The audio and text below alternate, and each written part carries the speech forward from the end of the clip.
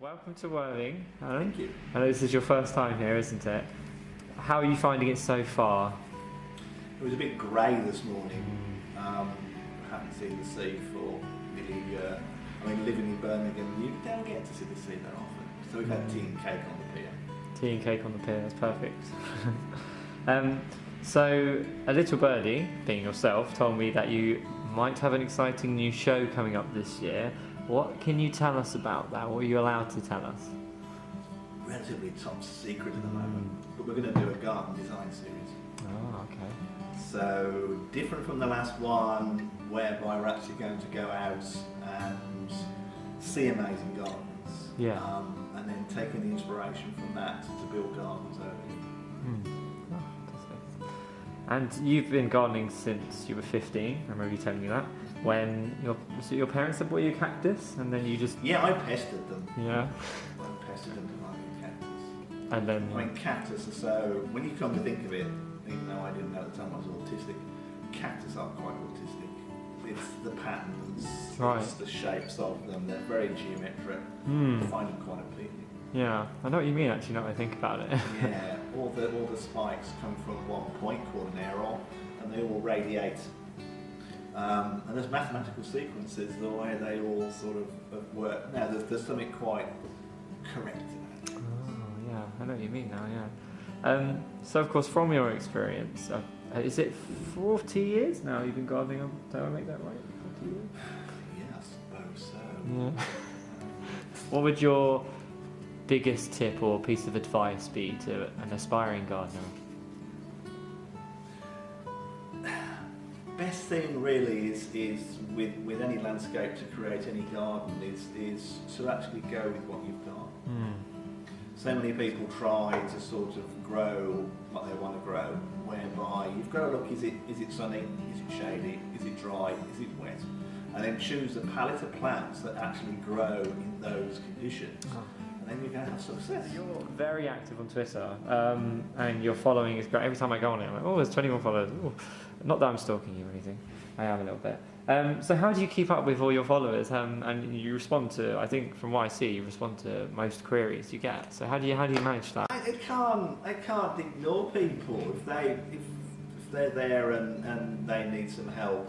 Where I was saying to someone earlier that my sort of empathy level goes so far. So if I have someone who I'm trying to help, and I've tried to help about 3 or 4 times, and they're still going on about how bad everything is, and I appear to just cut off and go, all right, I tried.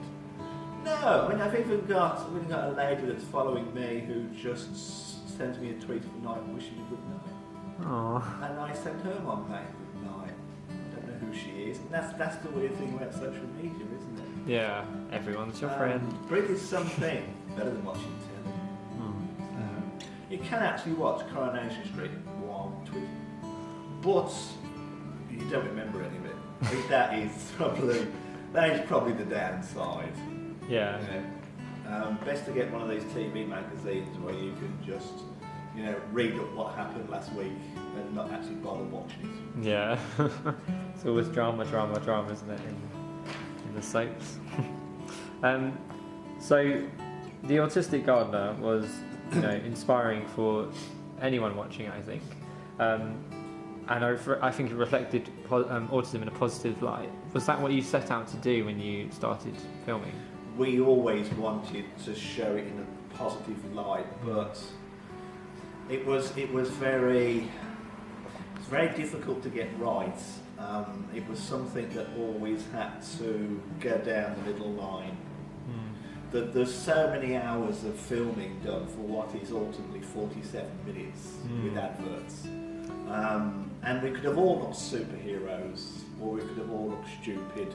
What we had to do was walk that narrow line with dignity to show that the problems that these people had, and I have for that matter with their autism, they had overcome it in other ways and had other abilities.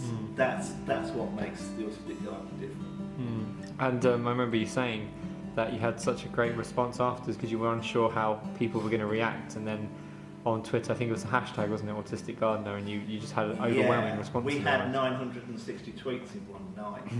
and it was rated at 4 in the country at that particular point. And I couldn't find a bad one. That's what was so amazing. And some of them actually made you cry.